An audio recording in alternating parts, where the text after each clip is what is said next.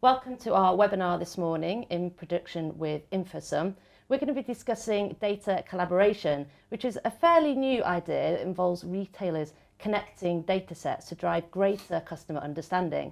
We're also going to be exploring the idea of collaboration more generally across the retail sector and ask why this isn't happening more. So data collaboration is where organisations can share knowledge that they hold about their customers. And I think whenever we have conversations like this, we think about companies that have huge data sets, grocers, where that first party data is available. But actually for the majority of organisations, they have a relatively slim view of what their customers are doing. If I'm a fashion retailer or a shoe shop, I know a great deal about what they're doing in my area or when they come into my store. But I have no real understanding of what they're doing for the rest of their life. So when I come to look at new product ranges, new product development, where I'm going to locate my stores, I'm often working half blind. So the concept behind data collaboration is to enable that knowledge to be shared. I think there's a real conundrum in retail. We are slightly disconnected in our answers to these basic questions still. We have a perception of who our customers are, but they're not necessarily the people that buy from us. And we put together segmentation models and we cluster people into but that's often the customer group we desire to have, not necessarily the customer group we actively serve. And I think that bridging that gap is very helpfully informed by this debate about collaboration, because if I can, through, again, simple market efficiencies, understand much more precisely who is buying the products I have for sale, then I'm likely to have a overall lower cost of operating my business, which I can share beneficially with the customers that I'm serving. But going back to this idea of taking knowledge from other areas, actually the best way of doing that, we think, is through aggregated data, which is that you're getting a sense for the type of person someone is. Are they likely to have a pet?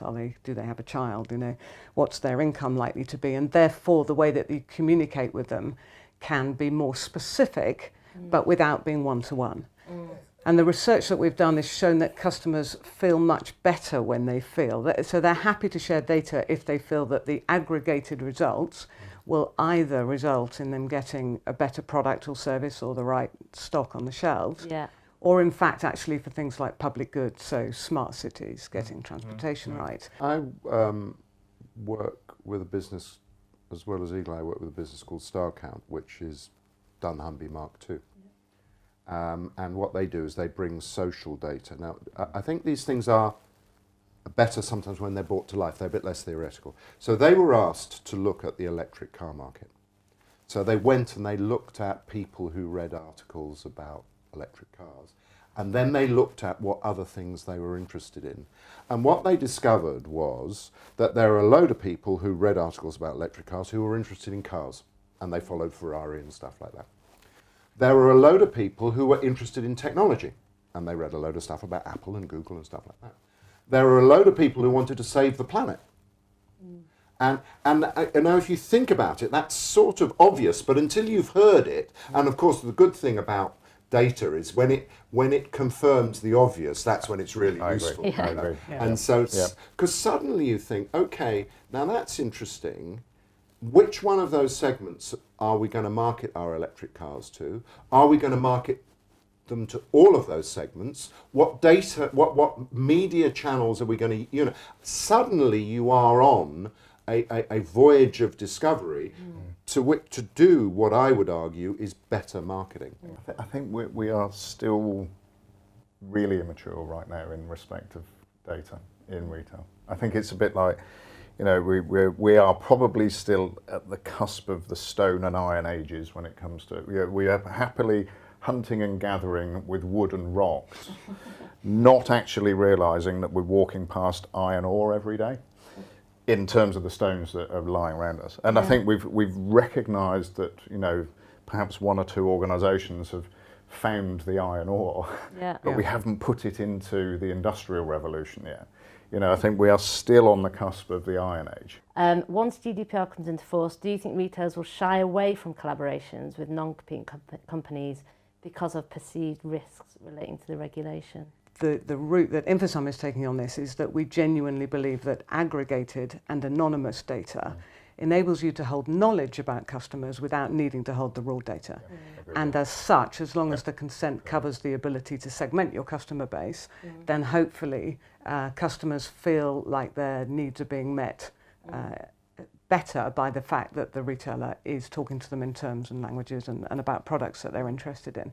So I fundamentally agree that GDPR will affect the way that companies collaborate, and the historical model where you both had to either pass your data to them or them to you, or you used a Switzerland of a third party, I think becomes increasingly complex, as you need to be able to, as a data controller, exactly track everywhere your customer went. Yeah. With the Infosum technology, you never lose control of your data. It retains in your ownership, and we do isolated processing, which means you're just sharing knowledge, and that's a very different level. What one or two things do retailers need to be doing differently in the coming years to truly see the benefit of all the data they're collecting? What do you think, Tim?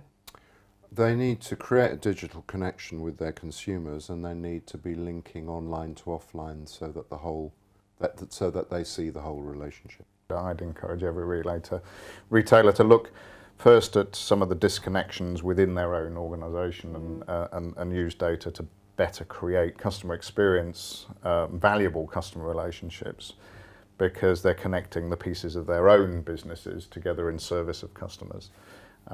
So that would be my guidance. I do still think that there's a distinction between those organisations, the sort of data haves and the data have-nots, who have a right to hold a great amount of first-party data, either because they're a large organisation or they're purely a digital organisation, but they don't find having first-party data difficult, and therefore their stage is maximising the use of that for personalised messages. And I think for everybody else, the view that you don't have to start from scratch, you don't need to have it all yourself, that actually by working together with others, in the best interests of your joint customers, that more efficiency can be made.